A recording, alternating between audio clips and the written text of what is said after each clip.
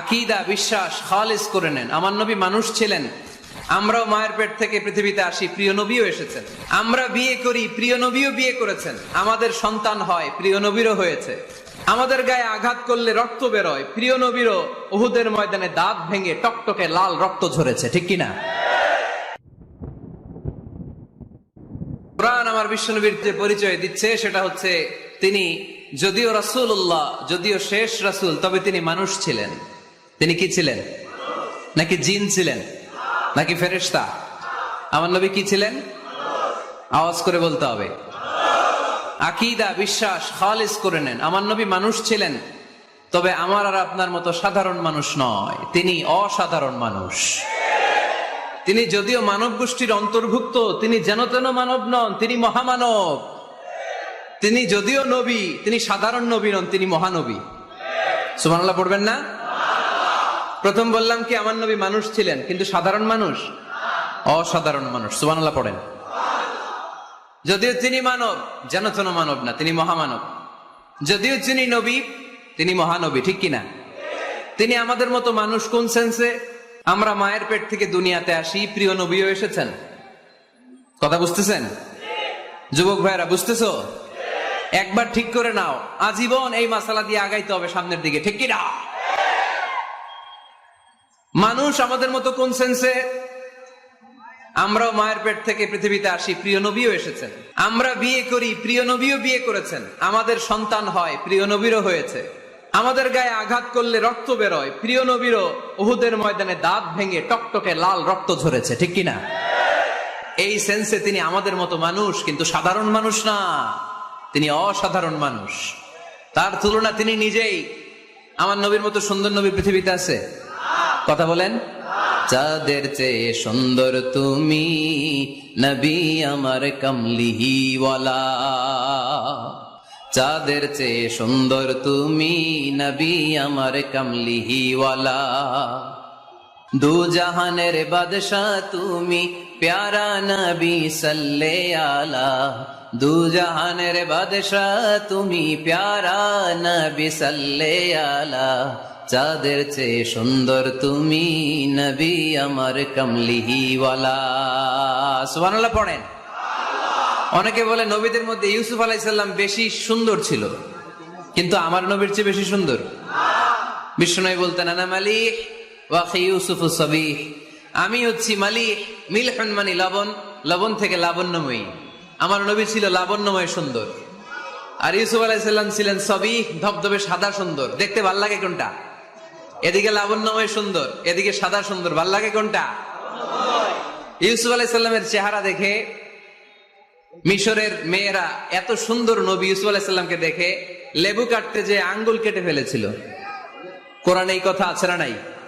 ওয়া কাত্তা'না আইদিয়াহুন। লেবু কাটতেছে, আর ওনারে দেখে লেবু কাটা শেষ, কিন্তু কাটা আর থামায় নাই, ওই এক টানে আঙ্গুল শেষ। এই কথা যখন আমাদের প্রিয় নবীর স্ত্রী আমাদের আম্মা জান আয়েশা রাদিয়াল্লাহু তাআলা আনহা শুনলেন, উনি বললেন, ও মিশরের নারীরা, তোমরা ইউসুফ নবীর চেহারা দেখে লেবু কাটতে যে আঙ্গুল কেটেছো, তোমরা যদি আমার স্বামী আমার নবী প্রিয় নবীর চেহারা দেখতা, তাহলে লেবু কাটতে যে আঙ্গুল নয়, কলিজাটা কেটে খান খান করে দিতা। আমার নবীর সৌন্দর্যের সাথে কারো কোনো সৌন্দর্যের তুলনা হতে পারে? তবে তিনি মানুষ ছিলেন। কি ছিলেন? আকীদা ক্লিয়ার? কথা বুঝতে পেরেছেন? এজন্য কোরআন বলে, কুল ইন্নামা আনা বাশারুম মিসলুকুম ইউহা ইলাইয়া আন্নামা ইলাহুকুম ইলাহুম ওয়াহিদ। ও নবী, আপনি বলে দেন, নিশ্চয় আমি তোমাদের মতোই মানুষ, কিন্তু পার্থক্য হলো আমার কাছে ওহী আসে, তোমাদের কাছে আসে না, ঠিক কিনা?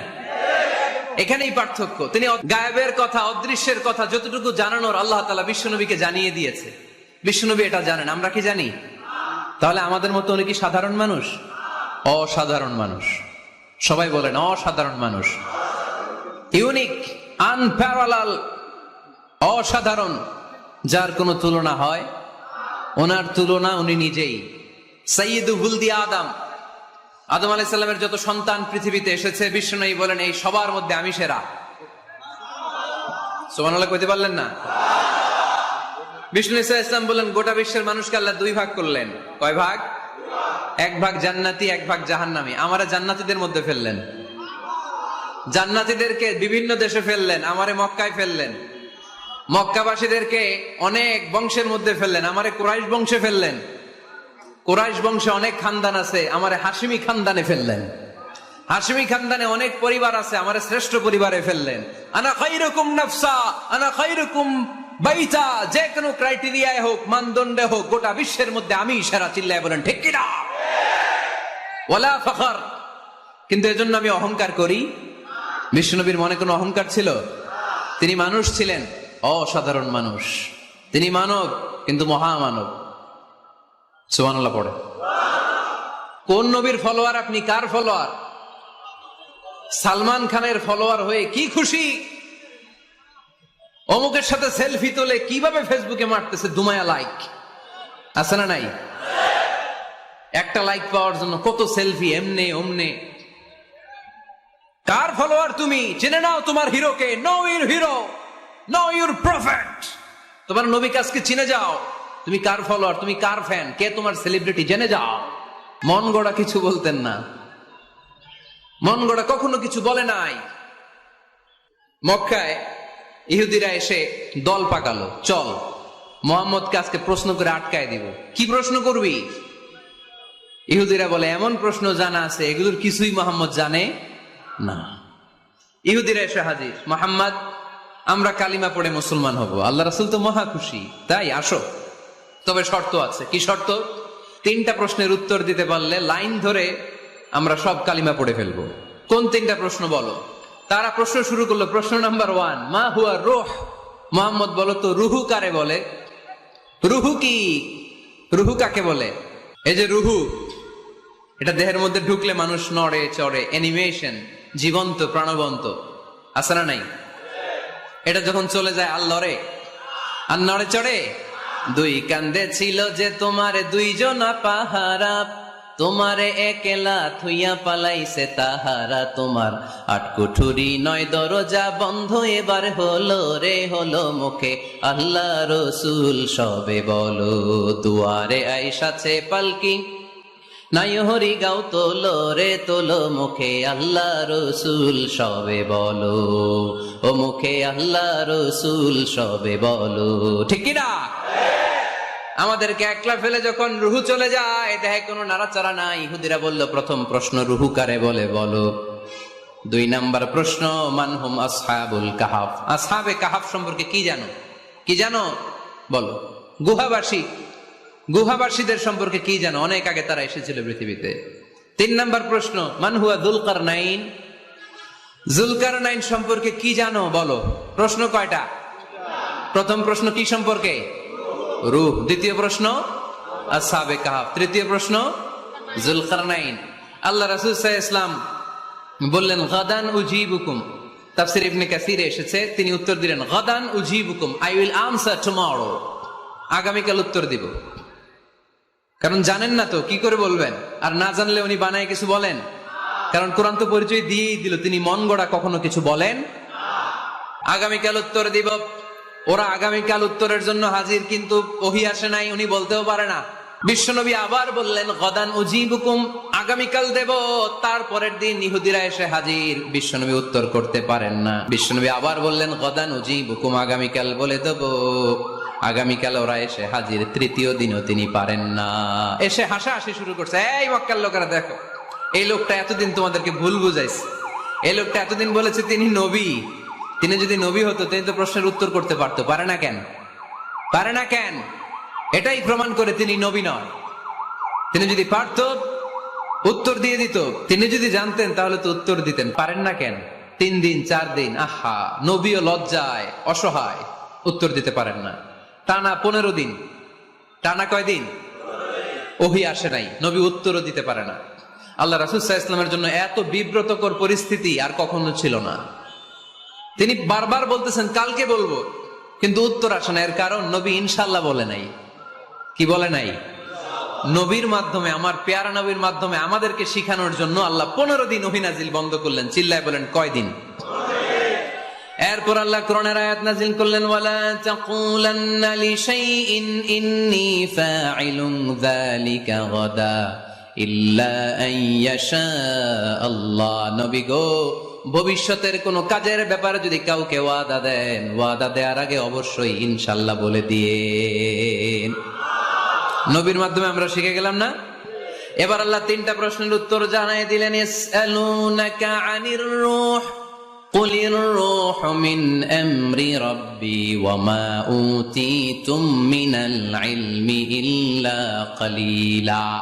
দ্বিতীয় উত্তর জানাই দিলেন, আম হাসিবতা আন্না আসহাবাল কাহফি ওয়ার রাকিব কানু মিন আয়াতিনা আজাবা।